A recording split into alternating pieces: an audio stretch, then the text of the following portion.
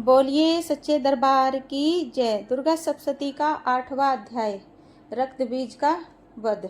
महर्षि मेधा ने कहा, चंड और मुंड नामक असुरों के मारे जाने से और बहुत सी सेना के नष्ट हो जाने से असुरों के राजा प्रतापी शुंभ ने क्रोध युक्त होकर अपनी संपूर्ण सेना को युद्ध के लिए तैयार होने की आज्ञा दी। उसने कहा, अब अदायुध नामक 86,000 सेनापति अपनी सेनाओं के साथ युद्ध करने के लिए जाएं और कंबु नामक 84 सेनापति भी युद्ध के लिए जाएं और कोटि वीर्य नामक 50 सेनापति और धूर्मकुल नाम से 100 सेनापति प्रस्थान करें। कालक, दोहद, मौर्य और काल के यह दैत्य भी मेरी आज्ञा से सजकर युद्ध के लिए कूच करे। भयानक शासन करने वाला असुरों का स्वामी शुंभ इस प्रकार आज्ञा देकर बड़ी सेना के साथ युद्ध के लिए चला। उसकी सेना को अपनी ओर आता देखकर चंडिका ने अपने धनुष की टंकोर से पृथ्वी और आकाश के बीच का भाग गुंजा दिया। हे राजन, इसके पश्चात देवी के सिंह ने दहाड़ना आरंभ कर दिया और अंबिका के घंटे के शब्दों से उस ध्वनि को और भी बढ़ा दिया। धनुष की टंकोर, शेर की दाढ़ और घंटे के शब्द से पृथ्वी और आकाश के बीच का भाग गूंज उठा और इसके साथ ही देवी ने अपने मुख को और भी भयानक बना लिया। हे राजन, उस समय दैत्यों के नाश के लिए और देवताओं के हित के लिए ब्रह्मा, शिव, कार्तिकेय, विष्णु तथा इंद्र आदि देवों की शक्तियां जो अत्यंत पराक्रम और बल से संपन्न थी, उनके शरीर से निकलकर उसी रूप में चंडिका देवी के पास गई। जिस देवता का जैसा रूप था, जैसे आभूषण थे और जैसा वाहन था, वैसा ही रूप, आभूषण और वाहन लेकर उन देवताओं की शक्तियां दैत्यों से युद्ध करने के लिए आई।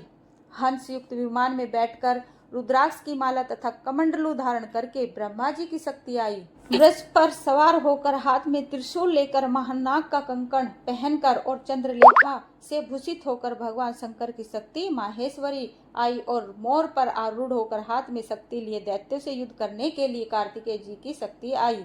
उन्हीं का रूप धारण करके आई।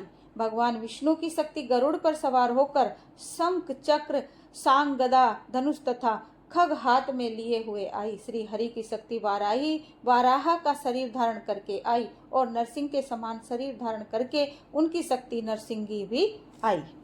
उनकी गर्दन के झटकों से आकाश के तारे टूट पड़ते थे और इसी प्रकार देवराज इंद्र की शक्ति ऐन्द्री भी ऐरावत के ऊपर सवार होकर आई।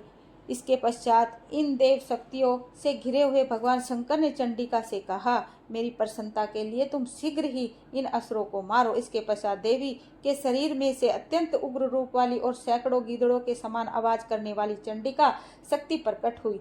उस अपराजिता देवी ने धूमिल जटा वाले भगवान शंकर जी से कहा, हे प्रभु, आप मेरी ओर से दूत बनकर शुंभ और निशुंभ के पास जाइए और उन अत्यंत गर्वीले दैत्यों से कहिए तथा उनके अतिरिक्त और भी जो दैत्य वहां युद्ध के लिए उपस्थित हो उनसे भी कहिए, जो तुम्हें अपने जीवित रहने की इच्छा हो तो त्रिलोकी का राज इंद्र को दे दो। देवताओं को उनको यज्ञ भाग मिलना आरंभ हो जाए, तुम पाताल को लौट जाओ, किंतु यदि बल के गर्व से तुम्हारी लड़ने की इच्छा हो तो फिर आ जाओ। तुम्हारे मांस से मेरी योगिनियां तृप्त होगी। चूंकि उस देवी ने भगवान शंकर को दूत के कार्य में नियुक्त किया था, इसलिए वह संसार में शिवदूती के नाम से विख्यात हुई। भगवान शंकर ने देवी का संदेश पाकर उन दैत्यों के क्रोध का कोई आर पार न रहा और वह जिस स्थान पर देवी विराजमान थी वहां पहुंचे और जाने के साथ ही उस पर बाणों और शक्तियों की वर्षा करने लगे। देवी ने उनके फेंके हुए बाणों, शक्तियों, त्रिशूल और फरसों को अपने बाणों से काट डाला और काली देवी उस देवी के साथ आगे खड़ी होकर शत्रुओं को त्रिशूल से विदीर्ण करने लगी और खटवांग से कुचलने लगी। ब्रह्माणी जिस तरफ दौड़ती उसी तरफ अपने कमंडलू का जल छिड़क कर दैत्यों के वीर्य वह बल को नष्ट कर देती और इसी प्रकार माहेश्वरी त्रिशूल से, वैष्णवी चक्र से और अत्यंत कोप वाली कौमारी शक्ति द्वारा असुरों को मार रही थी और ऐन्द्री के बाजू के प्रहार से सैकड़ों दैत्य रक्त की नदियां बहाते हुए पृथ्वी पर सो गए। वाराही ने कितने ही राक्षसों को अपनी थूतन द्वारा मृत्यु के घाट उतार दिया।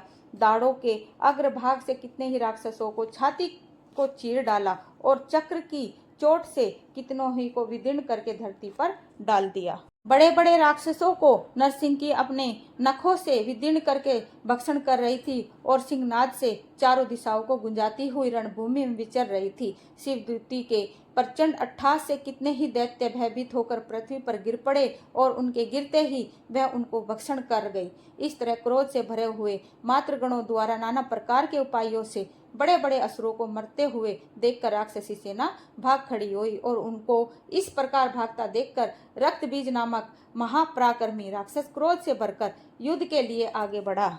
उसके शरीर से रक्त की बूंदें पृथ्वी पर जैसे ही गिरती थी, तुरंत वैसा ही शरीर वाला तथा वैसा ही बलवान दैत्य पृथ्वी से उत्पन्न हो जाता था। रक्तबीज गदा हाथ में लेकर ऐन्द्री के साथ युद्ध करने लगा। जब ऐन्द्री शक्ति ने अपने वज्र से उसको मारा तो घायल होने के कारण उसके शरीर से बहुत सा रक्त बहने लगा और उसकी प्रत्येक बूंद से उसके समान ही बलवान तथा महान पराक्रमी अनेक दैत्य भयंकर रूप में प्रकट हो गए।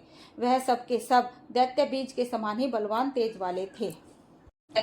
वह भी भयंकर अस्त्र लेकर देवियों के साथ लड़ने लगे। जब ऐन्द्री के वज्र प्रहार से उसके मस्तक पर चोट लगी और रक्त बहने लगा तो उसमें से हजारों ही पुरुष उत्पन्न हो गए।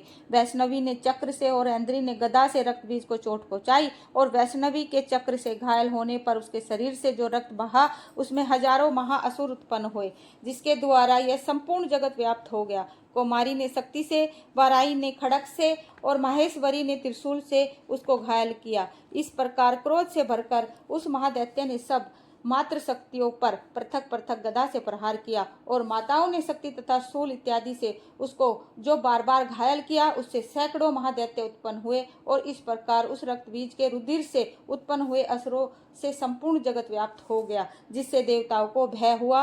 देवताओं को भयभीत देखकर चंडिका ने काली से कहा, हे चामुंडे, अपने मुख को बड़ा करो और मेरे शस्त्रघात से उत्पन्न हुए रक्त बिंदुओं से उत्पन्न हुए महाअसुरों को तुम अपने इस मुख में भक्षण करती जाओ। इस प्रकार रक्त बिंदुओं से उत्पन्न हुए महादैत्य को भक्षण करती हुई तुम रण भूमि में विचरो। इस प्रकार रक्त क्षीण होने से यह दैत्य नष्ट हो जाएंगे। तुम्हारे भक्षण करने के कारण अन्य दैत्य उत्पन्न नहीं होंगे। काली से इस प्रकार कहकर चंडिका देवी ने रक्त बीज पर अपने त्रिशूल से प्रहार किया और काली देवी ने अपने मुख में उसका रक्त ले लिया। तब उसने गदा से चंडिका पे प्रहार किया। प्रहार से चंडिका को तनिक भी कष्ट न हुआ, किंतु रक्त बीज के शरीर से बहुत सा रक्त बहने लगा, लेकिन उसके गिरने के साथ ही काली ने उसको अपने मुख में ले लिया। काली के मुख से उस रक्त से जो असुर उत्पन्न हुए उसको उसने भक्षण कर लिया और उसको रक्त को पीती गई। तदंतर देवी ने रक्त बीज को, जिसका की खून काली ने पी लिया। चंडिका ने उस दैत्य को ब्रजबाण, खड़ग तथा ऋषिष्ट इत्यादि से मार डाला। हे राजन, अनेक प्रकार के शस्त्रों से मरा हुआ और खून से वंचित वह महादैत्य रक्तबीज पृथ्वी पर गिर पड़ा। हे राजन, उसके गिरने से देवता अत्यंत प्रसन्न हुए और माताएं उन असुरों का रक्त पीने के पश्चात उद्यत होकर नृत्य करने लगी। जय माँ चंडिका, जय माँ काली माते, जय माता दी।